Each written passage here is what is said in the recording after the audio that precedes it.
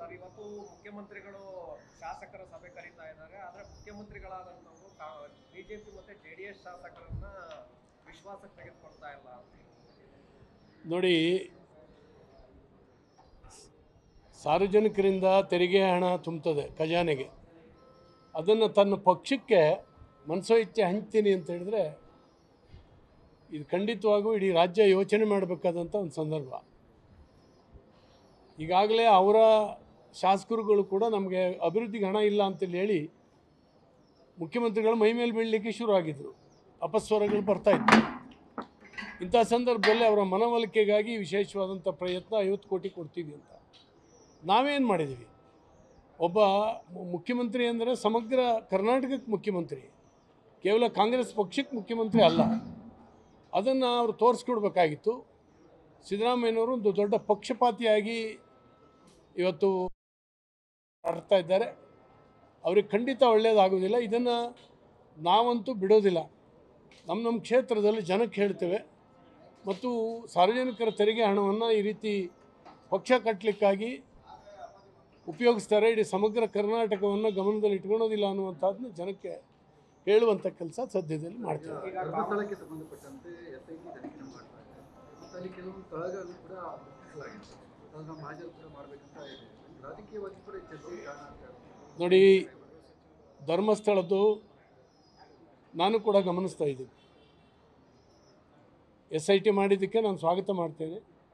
ನೂರಾರು ಹೆಣ ಅಂತೇಳಿ ಹೇಳ್ತಾನೆ, ಒಂದು ಹೆಣ ಸಿಕ್ಕಿದ್ರೂ ಕೂಡ ಅದು ಅಪರಾಧವೇ, ಅದನ್ನ ಹಿಡಿಬೇಕು ಅನ್ನುವಂಥದ್ದು ನಮ್ಮ ಇಚ್ಛೆನೂ ಕೂಡ. ಆದರೆ ಅದಕ್ಕೆ ಹಿಂದಿರುವಂಥ ನಗರ ನಕ್ಸಲೈಟ್ರು ಯಾರಿದ್ದಾರೆ, ಇವರ ಉದ್ದೇಶ ಮಾತ್ರ ಒಳ್ಳೆಯದಿಲ್ಲ. ಇವರು ತನಿಖೆಯ ಅಡ್ಡದಾರಿಯನ್ನು ಹಿಡಿಸುವಂಥ ಒಂದು ಪ್ರಯತ್ನ ಆಗ್ತಾಯಿದೆ. ಕೇರಳ ಸರ್ಕಾರ ಇದರಲ್ಲಿ ಭಾಗವಹಿಸಿ ಮೂಗು ತೋರಿಸುವಂಥ ಅವಶ್ಯಕತೆ ಇಲ್ಲ. ಹಾಗಾಗಿ ಧರ್ಮಸ್ಥಳ ಹಿಂದೂಗಳ ಒಂದು ಶ್ರದ್ಧೆಯ ಕೇಂದ್ರ. ಅದು ದಿನಕ್ಕೆ ಸಾವಿರಾರು ಜನ ಅಲ್ಲಿ ಹೋಗ್ತಾ ಇದ್ದಾರೆ. ಜನರ ಮನಸ್ಸಿನಲ್ಲಿ ಧರ್ಮಸ್ಥಳದ ವಿರುದ್ಧ ಒಂದು ಭಾವನೆ ನಿರ್ಮಾಣ ಮಾಡುವಂಥ ಕುಟಿಲ ತಂತ್ರ ಮಾಡ್ತಾ ಇರುವಂಥ ಒಂದು ವಿಂಗ್ ಏನಿದೆ ಅದು ಸಫಲ ಆಗಬಾರ್ದು. ಯಾವ ರೀತಿ ಸರ್ ತನಿಖೆ ಅಡ್ಡಿಪಡಿಸ್ತಾ ಇದ್ದಾರೆ ಅಂತ ಹೇಳಿದ್ರೆ, ಯಾವ ರೀತಿ ತನಿಖೆ ಅಡ್ಡಿಪಡಿಸ್ತಾ ಇದ್ದಾರೆ ಅಂತ ಹೇಳಿ? ತನಿಖೆ ಅಡ್ಡಿಪಡಿಸೋದಲ್ಲ, ತನಿಖೆಯ ಹಾದಿಯನ್ನೇ ನಾವು ನಿರ್ಧಾರ ಮಾಡ್ತೀವಿ ಅನ್ನೋ ಹಾಗಿದೆ ಅದು.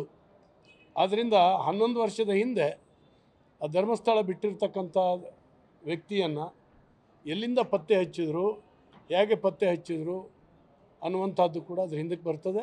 ಮತ್ತು ಅದ್ರ ಹಿಂದಕ್ಕೆ ನಾನು ಈಗಾಗಲೇ ಹೇಳಿದ ಹಾಗೆಯೇ ನಿಮ್ಮ ಮೀಡಿಯಾದಲ್ಲೂ ಕೂಡ ನಾನು ನೋಡಿದ್ದೇನೆ, ಇದರ ಹಿಂದಕ್ಕೆ ಇರೋರೆಲ್ಲರೂ ಕೂಡ ಈ ನಗರ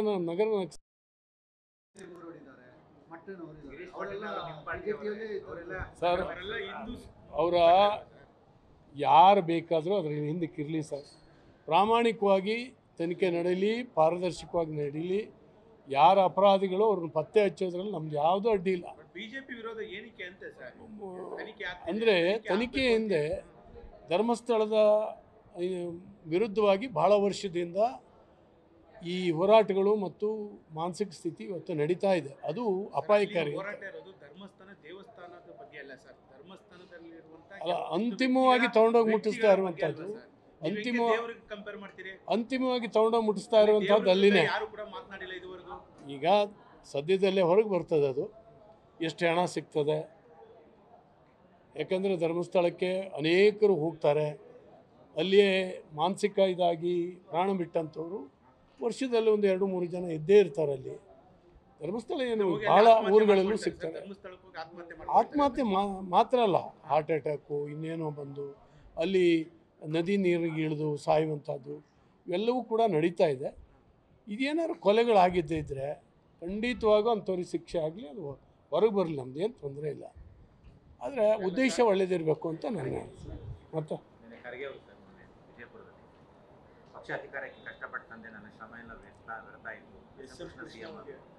ಅದು ಕಾಂಗ್ರೆಸ್ಸಿನ ನಡವಳಿಕೆ. ಕಾಂಗ್ರೆಸ್ಸು ದಲಿತ ವಿರೋಧಿಯಾಗಿ ಭಾಳ ವರ್ಷದಿಂದ ಇದೆ. ಕಾಂಗ್ರೆಸ್ಸು ದಲಿತರನ್ನ ವೋಟ್ ಬ್ಯಾಂಕ್ ಮಾತ್ರ ಮಾಡ್ಕೊಂಡಿದ್ದೆ, ಅವ್ರಿಗೆ ಅಧಿಕಾರ ಕೊಡಲಿಕ್ಕೆ ತಯಾರಿಲ್ಲ. ಖರ್ಗೆ ಅಂಥವ್ರು ಯಾವತ್ತೇ ಮುಖ್ಯಮಂತ್ರಿಗಳಾಗಬೇಕಾಗಿತ್ತು ಕಾಂಗ್ರೆಸ್ ಮೆಜಾರಿಟಿಗೆ ಬಂದಾಗೆಲ್ಲ. ಮತ್ತು ಪ್ರಾಮಾಣಿಕವಾಗಿ ಅವರು ಒಬ್ಬ ನೇತಾರರು, ಭಾಳ ಹಿರಿಯ ಮುಖಂಡರವರು, ಅವರಿಗೆ ಅರ್ಹತೆ ಇತ್ತು. ಆದರೂ ಕೂಡ ಅವರಿಗೆ ಬಿಟ್ಕೊಡಲಿಲ್ಲ. ನಾವು ದಲಿತ ಪರ ಅಲ್ಪಸಂಖ್ಯಾತರ ಪರ ಅಂತೇಳಿ ಹೇಳಿ ಅವರು ಓಟಿಗೋಸ್ಕರ ಹೇಳುತ್ತೆ ಹೊರತು ಪ್ರಾಮಾಣಿಕವಾಗಿ ಆ ಜನರ ಬಗ್ಗೆ ಇಲ್ಲ. ಈಗ ನಿಮ್ಗೆ ಗೊತ್ತಿದೆ SC/ST ಹಣವನ್ನು SC/PTSP ಹಣವನ್ನು ಬೇರೆ ಬೇರೆ ಇಲಾಖೆಗಳಿಗೆ ಹಂಚಿರ್ತಕ್ಕಂಥದ್ದು, ಅವ್ರಿಗೆ ಅನ್ಯಾಯ ಮಾಡಿರ್ತಕ್ಕಂಥದ್ದು, ಅವರ ಅಭಿವೃದ್ಧಿಗೆ ಮೋಸ ಮಾಡಿರ್ತಕ್ಕಂಥದ್ದು. ಯಾರೋ ಕೆಲವರು ಮುಖಂಡರ ಮೇಲೆ ಬರ್ತಾರೆ ಹೊರತು ಇಡೀ ಸಮುದಾಯ, ಅಂಬೇಡ್ಕರ್ ಅವರು ಹೇಳಿದ್ರು 10 ವರ್ಷದಲ್ಲಿ ನನ್ನ ಸಮುದಾಯ ಮೇಲೆ ಬಂದುಬಿಡುತ್ತೆ ರಿಸರ್ವೇಷನ್ ಕೊಟ್ಟರೆ ಅಂತ. ಅದನ್ನು ವಿಫಲಗೊಳಿಸಿದ್ದು ಕಾಂಗ್ರೆಸ್ಸೇ, ಅವ್ರಿಗೇನನ್ನು ಕೂಡ ಕೊಡಲಿಲ್ಲ. ಹಾಗಾಗಿ ಖರ್ಗೆ ಅವರ ನೋವಿನಲ್ಲಿ ಅರ್ಥ ಇದೆ.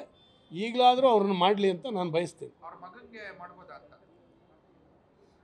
ಸರ್, ಯಾರೋ ಒಬ್ಬ ಹರಿಜನ ಖರ್ಗೆ ಅವರು ಹಿರಿಯರಿದ್ದಾರೆ, ಅವರು ಅನುಭವಿಸ್ತಿದ್ದಾರೆ. ಅವರಾದರೆ ರಾಜ್ಯದ ದೃಷ್ಟಿಯಿಂದ ಒಳ್ಳೆಯದು.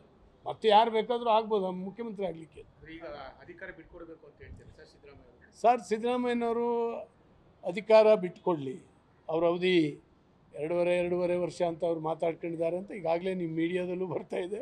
ಬೇರೆ ಬೇರೆ ಚರ್ಚೆ ಪ್ರಾರಂಭ ಆಗಿದೆ. ಬದಲಾವಣೆ ಆದಲ್ಲಿ ಖರ್ಗೆ ಅವ್ರನ್ನ ಮಾಡಿದ್ರೆ ಒಳ್ಳೆಯದು ಅಂತ. ಸರ್, ಶಿವಕುಮಾರ್ ಅವ್ರನ್ನ ಮಾಡಬೇಕು ಮಾಡಬಾರ್ದು ಅನ್ನೋದೇ ದೊಡ್ಡ ಚರ್ಚೆ. ಶಿವಕುಮಾರ್ ಅವರು ಎಲ್ಲ ದೇವಸ್ಥಾನಕ್ಕೆ ಹೋಗ್ತಾ ಇದ್ದಾರೆ. ದೇವರ ಅನುಗ್ರಹ ಅವರಿಗೆ ಆದರೆ ಆಗ್ಬೋದು. ಸರ್, ಮೈಸೂರಿನೊಂದು ಡ್ರಗ್ಸ್ ಪತ್ತೆ ಆಯ್ತಾ?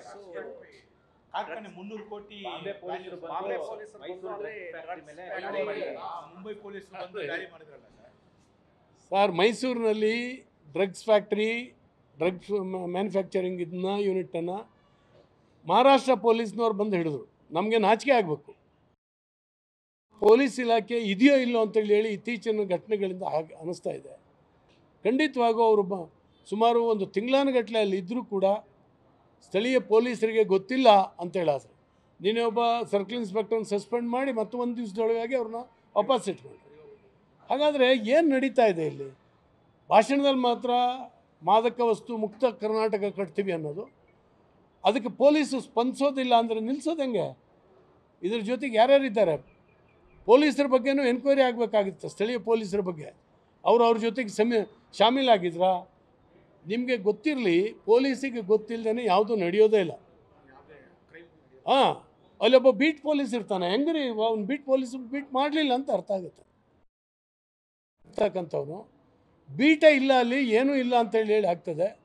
ಒಂದೊಂದು ಏರಿಯಾನ ಯಾರಿಗೋ ಬಿಟ್ಕೊಟ್ಟಿದ್ದಾರೆ ಅಂತ ಅನಿಸುತ್ತೆ. ಖಂಡಿತವಾಗೂ ಇದರ ಬಗ್ಗೆ ಪೊಲೀಸ್ ಜಾಗೃತಿ ಇಲ್ಲ. ಇವತ್ತು ವಿದೇಶಿಯರು ಬೆಂಗಳೂರಿನಲ್ಲಿ ಬಂದಿದ್ದಾರೆ, ಮೈಸೂರಿನಲ್ಲಿದ್ದಾರೆ, ಎಲ್ಲ ಕಡೆಯೂ ಇದ್ದಾರೆ. ಅವ್ರನ್ನ ಹಿಡಿಯೋ ಕೆಲಸ ಆಗ್ತಾನೇ ಇಲ್ಲ. ನಾನಿದ್ದಾಗಲೇ ಒಂದು ಸರಿ ಹೇಳಿದೆ, ಎಲ್ಲ ಪೊಲೀಸ್ ಸ್ಟೇಷನ್ ವ್ಯಾಪ್ತಿನಲ್ಲಿ ಕಂಡುಹಿಡಿಬೇಕಿದ್ದನ್ನು ಅಂತ. ಆಗ್ತಾ ಇಲ್ಲ ಸರ್, ಸರ್ಕಾರದ್ದೇ ವೈಫಲ್ಯ ಸರ್, ಸರ್ಕಾರದ ವೈಫಲ್ಯ. ಸರ್ಕಾರ ಪೊಲೀಸನ್ನು ಡಿಮೊರಲೈಸ್ ಮಾಡಾಕಿದೆ, ಈಗ ಡಿಮೊರಲೈಸ್ ಮಾಡಾಗಿದೆ. ಆದ್ದರಿಂದ ಪೊಲೀಸು ಇವತ್ತು ನನಗೇನಂತೆ ಸರ್ಕಾರ ಹೇಳ್ದಂಗೆ ಮಾಡ್ತೀನಿ ಅಂತ. ಸರ್ಕಾರ ಹೇಳಿದ್ರೆ ಹಿಡಿತಾರೆ, ಸರ್ಕಾರ ಬೇಡ ಅಂದರೆ ಬೇಡ್ತಾರೆ. ಸರ್ಕಾರ ಹೇಳಿದ್ರೆ ಜ್ಞಾನೇಂದ್ರನ ಮೇಲೆ ಯಾವ ಸೆಕ್ಷನ್ ಮೇಲೆ ಒಂದು ಪ್ರಕರಣ ಹೂಡಬೇಕು ಅಂತೇಳಿ ಹಾಕ್ತಾರೆ. ಸರ್ಕಾರ ಬೇಡ ಅಂದರೆ ಕಾಂಗ್ರೆಸ್ನವ್ರನ್ನ ಬಿಡ್ತಾರೆ. ಈ ಒಂದು ಪರಿಸ್ಥಿತಿಗೆ ಡಿಮೊರಲೈಸ್ ಮಾಡಿದ್ದಾರೆ. ಪೊಲೀಸರ ನೈತಿಕ ಸ್ಥೈರ್ಯವನ್ನೇ ಕುಗ್ಗಿಸುವಂಥ ಪ್ರಯತ್ನ ಇವತ್ತು ಕಾಂಗ್ರೆಸ್ ಸರ್ಕಾರದಲ್ಲಿ ಆಗಿದೆ. ಈಗ ಬಿಜೆಪಿಯಲ್ಲಿ ಇರುವಂತಹ ಬಡಬಡಿದಾಟ ಯಾವ ಹಂತಕ್ಕೆ ಬಂದಿದೆ? ಸರಿ ಹೋಗಿದೆಯಾ? ಏನೂ ಆಗೋದಿಲ್ಲ. BJP ಹೈಕಮಾಂಡ್ ಭದ್ರವಾಗಿದೆ ಮತ್ತು ಹೈಕಮಾಂಡ್ ಹೇಳಿದ ಬಣ ಇಲ್ಲ. ರಾಜಕಾರಣದಲ್ಲಿ ಸಣ್ಣ ಪುಟ್ಟ ವ್ಯತ್ಯಾಸಗಳಿರೋ ಹಾಗೆ ಎಲ್ಲ ಇದೆ, ಸರಿಯಾಗುತ್ತೆ. ಈಗ ಇದಾರಲ್ಲ ಅಧ್ಯಕ್ಷರು, ಈಗ ಅಧ್ಯಕ್ಷ ಸ್ಥಾನ ಏನು ಖಾಲಿ ಇಲ್ವೇ? ಅದು ಖಾಲಿ ಆಗ್ತದೆ ಅಂದರೆ ಮತ್ತೆ ಯೋಚನೆ. ಸರ್, ಮತ್ತೊಂದು, ನೀವು ಹಿರಿಯರಿದ್ದೀರಾ, ಬಿಜೆಪಿ ಸಮರ್ಪಕವಾಗಿ ವಿರೋಧ ಪಕ್ಷದ ಜವಾಬ್ದಾರಿನ ನಿರ್ವಹಿಸ್ತಾ ಇದೆಯಾ ಅಂತ? ಮಾಡ್ತಾ ಇದ್ದೇವೆ. ವಿಧಾನಸಭೆ ಒಳಗಡೆ ಹೊರಗಡೆ ಮಾಡ್ತಾ ಇದ್ದೀವಿ. ಸ್ಪಂದನೆ ಇಲ್ಲದೆ ಇರುವಂಥ ಎಮ್ಮೆ ಚರ್ಮದ ಒಂದು ಸರ್ಕಾರಕ್ಕೆ ಪ್ರಜಾತಂತ್ರ ವ್ಯವಸ್ಥೆಯಲ್ಲಿ ಈ ರೀತಿಯ ಪ್ರತಿಭಟನೆಗಳು ಇದಕ್ಕೆ ಸ್ಪಂದಿಸುವ ಗುಣ ಇಲ್ಲದೆ ಇದ್ದರೆ ನೀವೇನು ಮಾಡ್ತೀರಾ? ಇವತ್ತು ಜನಕ್ಕೆ ಮುಟ್ಸೋವಂಥ ಕೆಲಸ ಮಾಡಿದ್ದೀವಿ. ಇದು ಏನೇನು ಹಗರಣಗಳನ್ನು ಮಾಡಿದೆ, ಎಲ್ಲ ಹಗರಣವನ್ನು ಕೂಡ ಹೊರಗೆ ಬಿಚ್ಚಿಡುವಂಥ ಕೆಲಸವನ್ನು ನಾವು ಮಾಡಿದ್ದೀವಿ. ಖಂಡಿತವಾಗೂ ಈ ಸರ್ಕಾರ ಸ್ಪಂದನೆಯನ್ನು ಕಳ್ಕೊಬಿಟ್ಟಿದೆ. ಮತ್ತು ನೀವು ಏನು ಬೇಕಾದ್ರೂ ಮಾಡಿ ಹಾಗೇ ಇರೋದು ಅಂತ ಹೇಳುತ್ತೆ. ಹಾಗಾಗಿ ಇಂಥ ಒಂದು ಕೆಟ್ಟ ಸರ್ಕಾರ ಬೇಗ ಹೋಗಬೇಕು ಅನ್ನುವಂಥದ್ದು ಜನರ ಅನಿಸಿಕೆಯೂ ಆಗಿದೆ. ನ್ಯೂಸ್ ಫಸ್ಟ್ ನಿರ್ಭೀತಿಯಿಂದ ನಿಮ್ಮ ಪರವಾಗಿ.